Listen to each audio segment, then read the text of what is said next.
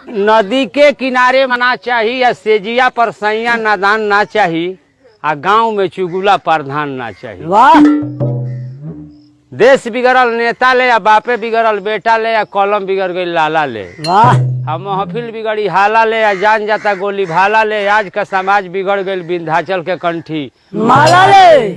ऊपर ले गिरी बम त नीचे भाला का करी या मोय गांव चोर त चार गो हाला का करी। वाह नहर में जब पनिये न रही त नाला का करी। पंडित हो जी छिनार त कंठी माला माला का करी। अठजा कठजा बात ना बुझे।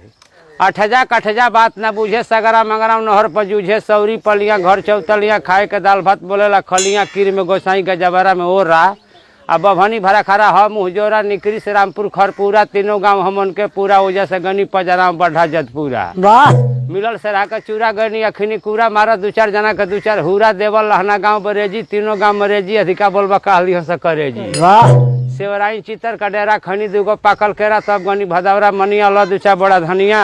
नवली नवे न गहमर टरे बीच कर हिया धरहर करे। गहमर बारे कुदा के लगनी मारे। वाह आ गनी चौसा कहत न सपा लगिए हमार मौसा।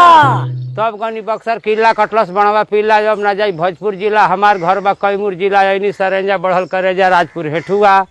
अखनी चीनी के ठेकुआ। मोरथ महिला बेचल रहिला बहुरा पड़ियारी करेला बड़ियारी। वाह गैधरा कजरिया मारला नजरिया ईटा हाकाड़पुर ह खूंखार अधिका बोलब देही मार। नागपुर सगरा करेला झगड़ा। नहरी पे आके फोरेला गगरा।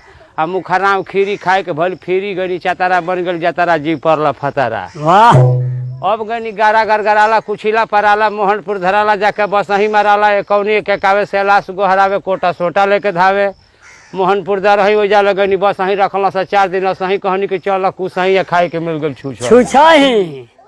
भगतगंज भगीरथा नरवर भेटाइल 3 किलो परवर। सारो सेर कोरगावा नौवा मय गहूँ बौरे टोटल भकाउआ सखुआना तियारा कटलस बेड़ा तियारा चल गनी लाला चक हरपुरी टाढ़ी।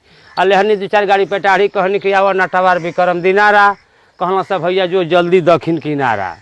और कुण गोपालपुर से हमारा नोखा खनी दाब के लिट्टी चोखा सासाराम कर हगर रुपैठा ल 2-4 गो पैसा आ गई खैरा कॉलेज। वाह तनकी ऐसा बढ़ल नॉलेज कहनी छोड़ा सनकुल कॉलेज बीए का ढेर जना बकरी चरावत न गनी कुदरा करनी 20 रुपया खुदरा आ गनी सकरी। अलेहनी 6 किलो ककरी कहनी के चल भीटी आ खाए के मिल गल सुखले लिट्टी। धैनी जीटी रोडनी पुरानी छतनी लहनी 1-2 गो मंठा महे के मथनी बस पूरा भोखरी लागल प्राइवेट नौकरी। एकरा निक बाकी राखो न गो छोकरी ऑर्केस्ट्रे चलाव। वाह सिसावार छतावना सुते के मिलल बड़ा सुघर बिछावना। ससना पचारा दू भाई अपने में कहना